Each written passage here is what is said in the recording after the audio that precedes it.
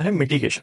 Mitigation कहता है as a prudent person, अगर आपका देखो, जब भी आप कोई गाड़ी लेते हो तो आप उसको बहुत सही से चलाते हो ये सोच के कि ये आपकी पर्सनल गाड़ी है और आप इसका नुकसान नहीं कर सकते, राइट।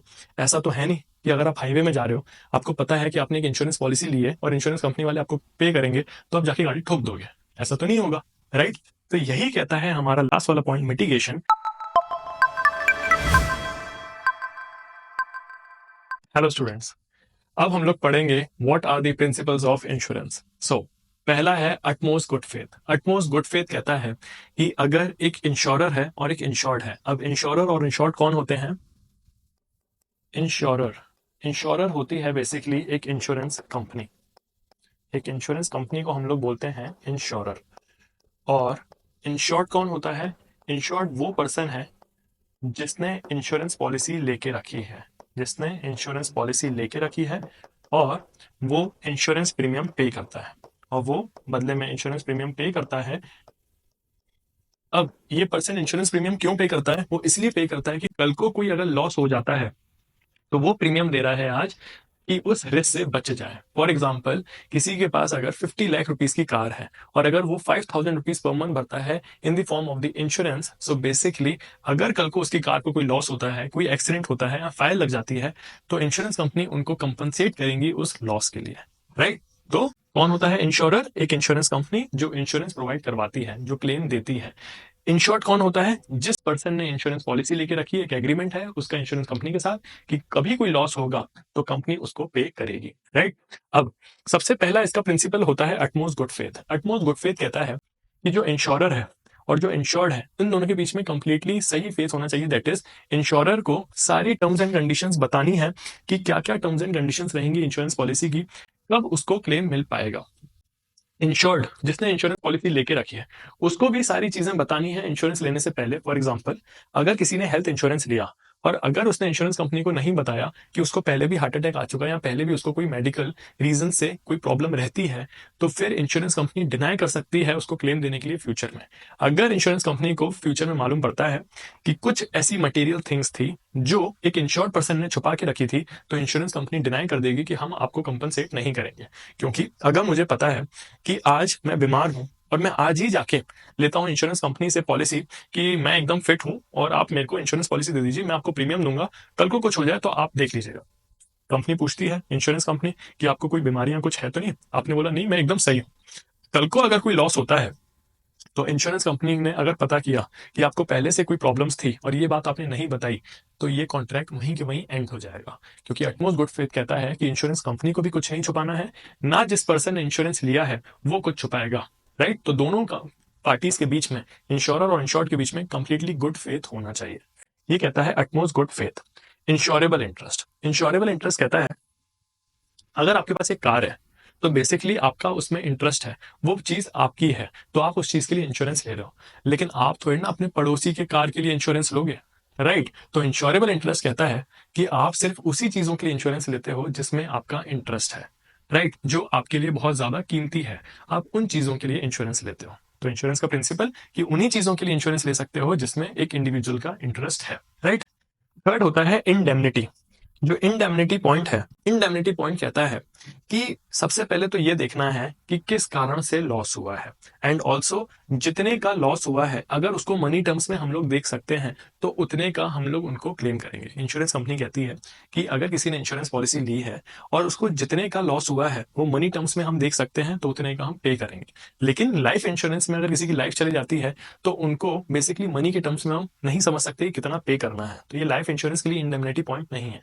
ये है सिर्फ उन कॉजेस के लिए जब हम लोग मनी टर्म्स में देख सकते हैं कि कितना सामने वाले को क्लेम दे सकते हैं उसके लॉस के लिए। हमने 50 लाख की कार के लिए एक इंश्योरेंस पॉलिसी ली, 50 लाख तक हम कवर्ड हैं कि अगर हमारी कोई गाड़ी को लॉस होता है तो कंपनी हमें 50 लाख रुपीज दे देगी।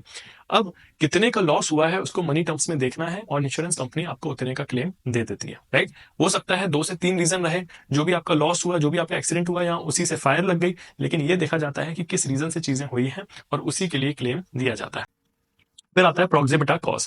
प्रोक्सिमिटा कॉज कहता है कि अगर फॉर एग्जांपल एक शिप थी, अब वो शिप में बेसिकली इंश्योरेंस लिया गया था कि अगर शिप डूब जाती है अचानक, राइट, अगर कोई अचानक प्रॉब्लम आ जाती है और शिप डूब जाती है तो उसका इंश्योरेंस है, लेकिन अचानक मालूम पड़ता है कि बेसिकली चूहों ने छेद किया था और ये रीजन था कि बेसिकली शिप डूब गई। तो ये प्रॉक्सिमिटा कॉस्ट नहीं है। बेसिकली सबसे पहले प्रॉक्सिमिटा कॉस्ट देखा जाता है कि एक्चुअल रीजन क्या रहा जिससे लॉस हुआ है, और अगर उस चीज के लिए पॉलिसी लेके रखी है तो ही आपको क्लेम मिलेगा। फॉर एग्जाम्पल, एक कार है, एक कार का एक्सीडेंट हो जाता है, राइट। एक कार का एक्सीडेंट हो जाता है, क्यों एक्सीडेंट होता है? क्योंकि पहले उस कार में एक अचानक से शॉर्ट सर्किट हुआ, राइट, और उसमें फायर लग गई थी और अनबैलेंस होते होते कार का एक्सीडेंट हो गया। तो जब कंपनी, इंश्योरेंस कंपनी क्लेम देगी तो इंश्योरेंस कंपनी सबसे पहले ये देखेगी कि रीजन क्या रहा जो ये एक्सीडेंट हुआ। अगर डायरेक्टली एक्सीडेंट हुआ है तो मतलब प्रॉक्सिमिटा कॉज है कि एक्सीडेंट हुआ है, लेकिन अगर इसके पहले कोई सिचुएशन हुई है जिसने लीड किया है एक्सीडेंट को तो क्लेम नहीं मिलेगा। तो पहला रीजन क्या था कि अचानक शॉर्ट सर्किट होने से कार में क्योंकि वायर मिल गई, कुछ प्रॉब्लम हो गई तो फायर लग गई थी, इस कारण से एक्सीडेंट हुआ। तो अब इंश्योरेंस पॉलिसी में ये कवर्ड नहीं है कि फायर का होना इज अ लॉस, राइट। तो प्रॉक्सिमिटा कॉज देखता है जो एग्जैक्ट रीजन है उस चीज के लिए, उसके अगेंस्ट में ही आपको क्लेम दिया जाएगा। और अगर कोई दूसरे रीजन रहे जिसके लिए पर्सन ने नहीं लिया था इंश्योरेंस पॉलिसी, उसके लिए क्लेम कंपनी नहीं देगी। फिर आता है सबरोगेशन। सबरोगेशन कहता है कि अगर फॉर एग्जाम्पल किसी पर्सन को लॉस हुआ है 50,000 रुपीज का, तो कंपनी उसको 50,000 रुपीज ही क्लेम देगी, इवन दो उसने अगर 10 लाख रुपीज का लेके रखा है इंश्योरेंस पॉलिसी, तो इंश्योरेंस कंपनी सिर्फ 50,000 देगी जितने का लॉस हुआ है। क्योंकि सबरोगेशन का मतलब है कि जब ये इवेंट नहीं हुआ था, फॉर एग्जाम्पल आज मेरा एक एक्सीडेंट होता है और बेसिकली मेरी कार का नुकसान हो जाता है, राइट। तो इस एक्सीडेंट से पहले मैं एकदम सही था, मेरी कार एकदम सही थी। तो इंश्योरेंस कंपनी का मेन मोटिव होता है कि आपको उसी स्टेट पे वापस लेकर आए जिस स्टेट में आप पहले थे। तो आप कौन से स्टेट में थे पहले? जब आपकी गाड़ी एकदम सही थी, आप एकदम सही थे। बेसिकली एक्सीडेंट होने के बाद आपकी गाड़ी खराब हुई, तो कंपनी क्या करेगी, आपको गाड़ी का जितना लॉस हुआ है वो रिकवर करके देगी, आपको सेम गाड़ी लाके देगी, सेम सही करके देगी, आप फिर से उसी पोजीशन में होगे जिस पोजीशन में आप पहले थे जब ये एक्सीडेंट नहीं हुआ था। तो इसको बोलते हैं सबरोगेशन, कि आप इसमें इंश्योरेंस पॉलिसी लेने से आप प्रॉफिट नहीं कर सकते, लेकिन हम आपको उसी स्टेट पे ला सकते हैं जिस स्टेट में आप पहले से थे जब ये नुकसान नहीं हुआ था। फिर आता है कॉन्ट्रीब्यूशन। कॉन्ट्रीब्यूशन कहता है कि अगर फॉर एग्जाम्पल एक पर्सन ने 10 लाख रुपीज के ए कंपनी से लेके रखा था इंश्योरेंस पॉलिसी, बी कंपनी से भी 10 लाख रुपीज का लेके रखा था, और सी कंपनी से भी 10 लाख रुपीज का इंश्योरेंस पॉलिसी लेके रखी थी। अब फॉर एग्जाम्पल इस पर्सन को लॉस होता है 30,000 का, इसको लॉस होता है 30,000 का।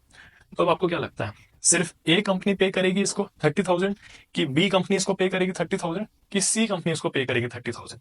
बेसिकली क्योंकि ये तीनों कंपनी के साथ इंश्योरेंस प्रीमियम पे करता था अपने पॉलिसी के लिए, और इसने 10 लाख रुपीज की इंश्योरेंस पॉलिसी लेके रखी थी इन तीनों इंश्योरेंस कंपनी के साथ, तो अब बेसिकली इक्वल रेशियो में तीनों कंपनीज इनको लॉस के लिए पैसा देगी। दैट इज ए कंपनी 10,000 देगी, क्यों?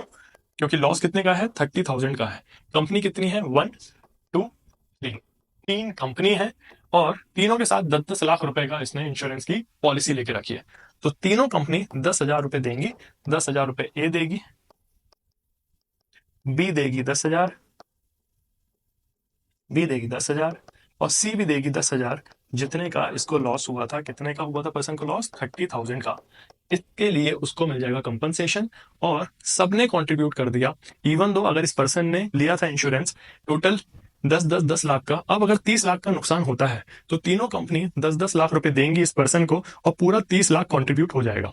लेकिन अगर लॉस कम का है तो तीनों कंपनी इक्वल इक्वल डिस्ट्रीब्यूशन में जितना उनका डिस्ट्रीब्यूशन बनता है उतना पे करेंगी। अब फॉर एग्जाम्पल उसने इस कंपनी से 20 लाख रुपीज लिए होते हैं, 20 लाख रुपीज की इंश्योरेंस पॉलिसी ली होती, तो ये थोड़ा ज्यादा यहाँ पे पैसा दे रही होती। क्यों? क्योंकि उसने थोड़ा ज्यादा प्रीमियम उधर पे किया है।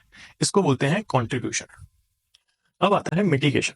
मिटिगेशन कहता है एज अ प्रूडेंट पर्सन, अगर आपका देखो, जब भी आप कोई गाड़ी लेते हो तो आप उसको बहुत सही से चलाते हो ये सोच के कि ये आपकी पर्सनल गाड़ी है और आप इसका नुकसान नहीं कर सकते, राइट। ऐसा तो है नहीं कि अगर आप हाईवे में जा रहे हो, आपको पता है कि आपने एक इंश्योरेंस पॉलिसी ली है और इंश्योरेंस कंपनी वाले आपको पे करेंगे तो आप जाके गाड़ी ठोक दोगे, ऐसा तो नहीं होगा, राइट। तो यही कहता है हमारा लास्ट वाला पॉइंट, मिटिगेशन। डेट इज कि अगर आप देख रहे हो कि आपने एक फैक्ट्री के लिए बेसिकली इंश्योरेंस लेके रखा था, राइट। अब अगर उस फैक्ट्री में आग लग जाती है तो जिस पर्सन ने इंश्योरेंस लिया है उसको सारे तरीके अपनाने चाहिए उस फायर को रोकने के लिए, क्योंकि ये फैक्ट्री उसकी है, उसका इंश्योरेबल इंटरेस्ट है, तो वो हर एक स्टेप ऐसा ले जिससे फायर रुके। क्यों? क्योंकि इंश्योरेंस पॉलिसी कहती है कि आपको सारे वो स्टेप्स लेने हैं जिससे आपका लॉस ना हो। लेकिन फिर भी अगर लॉस हो जाता है तो हम आपको क्लेम देंगे। लेकिन ऐसा नहीं होना चाहिए कि लग रही थी फायर और आप बैठे हुए थे कि लगने दो फायर, क्लेम तो लेके रखे हुए हैं, पॉलिसी तो लेके रखे हैं, प्रीमियम देते हैं हर महीने, इंश्योरेंस कंपनी आएगी और पूरी फैक्ट्री को सही करके दे देगी, सारे एसेट्स नए करके दे देंगी। नहीं, अगर इंश्योरेंस कंपनी को ये मालूम पड़ा कि आपने कोई भी पॉसिबल तरीके नहीं यूज किए फायर को बचाने के लिए, तो इंश्योरेंस कंपनी क्लेम नहीं देगी। इसको बोलते हैं मिटिगेशन, राइट। एक और पॉइंट, अगर प्रॉक्सिमिटा कॉस्ट की बात करें, फॉर एग्जाम्पल एक फैक्ट्री के लिए हमने लेके रखा था इंश्योरेंस पॉलिसी। अब ये इंश्योरेंस पॉलिसी ली गई थी फायर के लिए, राइट। इस लिए फायर के लिए कि अचानक अंदर अगर शॉर्ट सर्किट हो जाता है तो इसके लिए मुझे क्लेम मिल जाए। अब बाहर आपका एक चौकीदार बैठा था और उस चौकीदार ने फॉर एग्जाम्पल अचानक से एक तीली फेंकते फेंकते माचिस जला के एक फेंक दी गलती से, और अंदर आपका काम चल रहा था कॉटन का, और रुई में लग गई आग और पूरी फैक्ट्री आपकी जल गई। अब जब देखा गया कि एक्चुअल रीजन क्या था लॉस का, और मालूम पड़ा कि वॉचमैन की गलती से आग लग गई, ना कि शॉर्ट सर्किट के कारण आग लगी है, तो अब इंश्योरेंस कंपनी क्लेम नहीं देगी। क्योंकि खुद सोचो, इंश्योरेंस कंपनी आपके 10,000 रुपए प्रीमियम हर महीने भरने से आपको 1 आध करोड़ रुपए इकट्ठा दे रही है, तो वो भी तो सोचेगी ना कि भैया किस चीज के लिए पैसा दे रहे हैं, हर चीज की इन्वेस्टिगेशन करेगी, फिर जाके ही तो आपको पैसा देगी। क्योंकि इंश्योरेंस कंपनी क्या करती है, जब सब लोग इंश्योरेंस प्रीमियम पे करते हैं तो बेसिकली इंश्योरेंस कंपनी ये सारे पैसों को पूल करती है, सारे पैसों को इकट्ठा करती है, और फिर अगर उनमें से 10% लोगों को भी नुकसान हो जाता है, इसी पैसों में से उनको दिया जाता है। बाकी पैसों का इंश्योरेंस कंपनी क्या करती है, वो ऐसी जगहों में इन्वेस्ट करती है जहां से वो प्रॉफिट कमाती है। तो अगर कोई अचानक फालतू का ही इंश्योरेंस का क्लेम लेने की कोशिश करेगा तो इंश्योरेंस कंपनी भी पहले इन्वेस्टिगेट करेगी, और अगर उनको दिखता है कि वाकई में लॉस है, वाकई में गलती से हो गया, तो वो उनको पैसे दे देंगी। लेकिन अगर आपने जानबूझ के वो किया, और अगर आप प्रूडेंट पर्सन नहीं थे, अगर आपने लॉस को कम करने की कोशिश नहीं करी, तो आपको क्लेम नहीं मिलेगा। तो ये थे हमारे कुछ प्रिंसिपल्स इंश्योरेंस के। आई होप आप लोगों को ये सब समझ में आए होंगे, और इसके आगे हम लोग देखेंगे कि इंश्योरेंस क्या होता है और आगे क्या क्या टॉपिक्स होंगे हमारे।